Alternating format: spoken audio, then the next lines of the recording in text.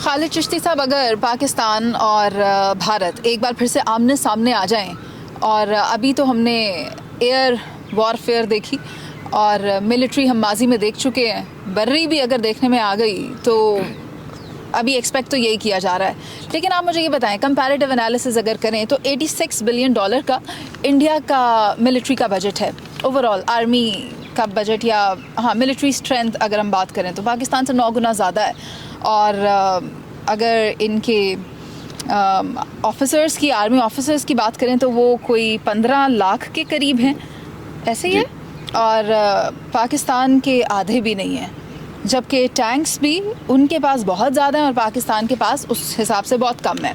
Aircraft unit में भी वो पाकिस्तान को मात देते हैं, नेवल यूनिट्स में भी पाकिस्तान बहुत पीछे है, जबकि न्यूक्लियर वॉरहेड्स भी भारत के पास ज़्यादा हैं। हर तरह से हमें भारत एक सुपीरियर लेवल पर नज़र आ रहा है, लेकिन जंग में हमने पाकिस्तान को सुपीरियर देखा है।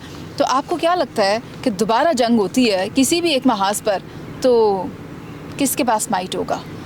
पहली बात तो मैं ये कहूँगा कि अल्लाह करे ना हो ऐसी बात, लेकिन being a former fighter pilot मैं कह रहा हूँ बिकॉज जंग किसी के लिए भी अच्छी नहीं होती, ज़ाहिर है उसकी कीमत देनी पड़ती है लोगों को। जो आप माइट की बात कर रही हैं इसमें कोई शक नहीं है, ये और हमारे लिए कोई ब्रेकिंग न्यूज़ जो आपकी टर्म है वो भी नहीं है। ये हम 78 साल से हमें पता है कि वो मुल्क बड़ा है, उसके रिसोर्सेज बड़े हैं, उसकी इकॉनमी बड़ी है, उसकी मिलिट्री माइट बहुत ज़्यादा है एज़ कम्पेयर टू अस। लेकिन हमें भी शुरू से पता है कि हम मैच नंबर में कभी भी नहीं करेंगे, पहली बात हुई। और जंग के दिनों में भी मैं अर्ज़ करता आया था कि हम ज़ाहिर है कुछ तो करना है हमने कंपनसेट करने के लिए या आउट स्मार्ट करने के लिए उसकी जो स्ट्रेंथ है या जो उसकी काबिलियत है।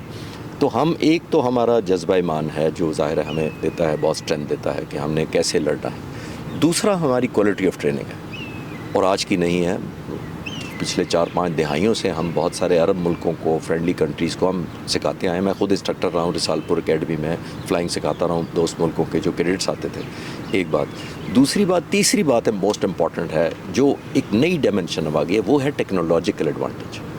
आपने देखा हमने जो राफेल के ख़िलाफ़ जो टैक्टिक्स किए थे वो टेक्नोलॉजी का हमने एक एडवांटेज लिया था। और फिर एक लास्ट मोस्ट इम्पॉर्टेंट बात ये है, टेक्नोलॉजी स्टैंड अलोन कुछ नहीं करती।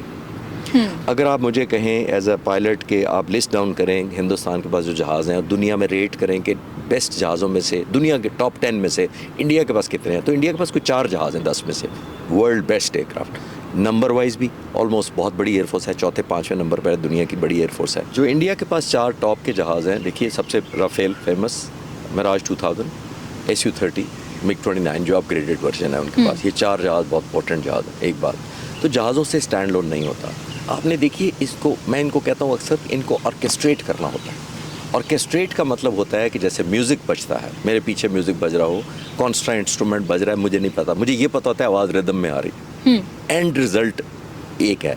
एक म्यूज़िक आउट कर दें सिंक्रोनाइजेशन से वो पकड़ा जाता है। तो ये फाइटर फ्लाइंग आजकल ख़ास तौर पे जब से ये नई टेक्नोलॉजी आ गई है, और ख़ास तौर पे पाक फ़ज़ाइया ने इसको इनोवेटिव तरीके से, जो हमारे लीडरशिप है इस वक्त air chief marshal Zaheer Ahmed Babar Sidhu, मैं 3-4 साल से देख रहा था कि वो इतने क्रिएटिव आइडियाज़ के साथ प्लानिंग करते थे कि मैं समझता था कि अल्लाह करे ये ना मौका आए कि इसकी एम्प्लॉयमेंट हो कभी, और मैं सोच भी नहीं सकता था कि हो जाएगी। और उससे भी ज़्यादा मुझे खुशी हुई कि जो मेरी तवक्कुआत से थी उससे कहीं ज़्यादा परफॉर्म किया उन्हीं पायलट्स ने, engineer, technician, air defence controller, weapon controller, AW, सबके ने।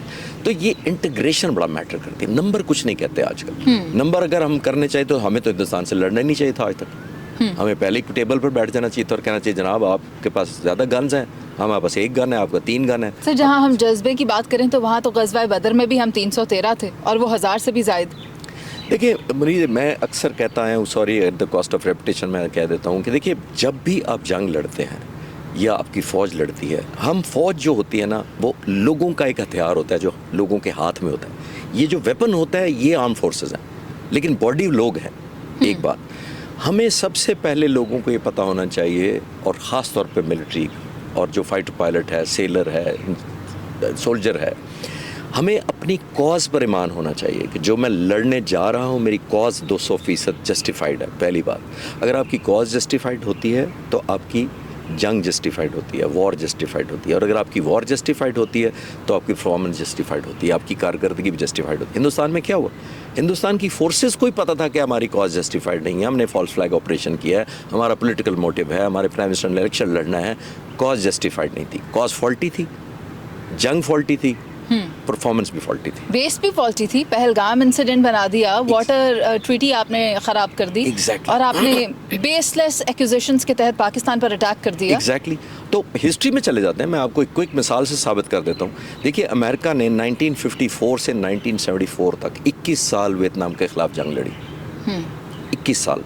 उन 21 सालों में 33 लाख वियतनामी मारे गए, सिर्फ 58,000 अमेरिकन मारे गए. 33 लाख वर्सेस 58, ऑलमोस्ट 1:70 की रेशो है. अमेरिका फिर भी हार गया. क्यों?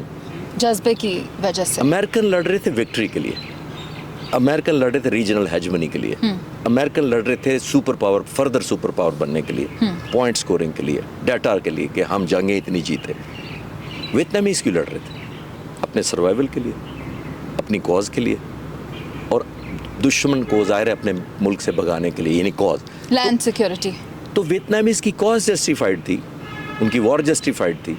33 लाख मरवाने के बावजूद देख लें उनकी परफॉर्मेंस जस्टिफाइड थी कि अमेरिका को निकाल दिया. तो ये एक लिंक्ड हैं चीज़ें, स्टैंड अलोन नहीं होता आपके.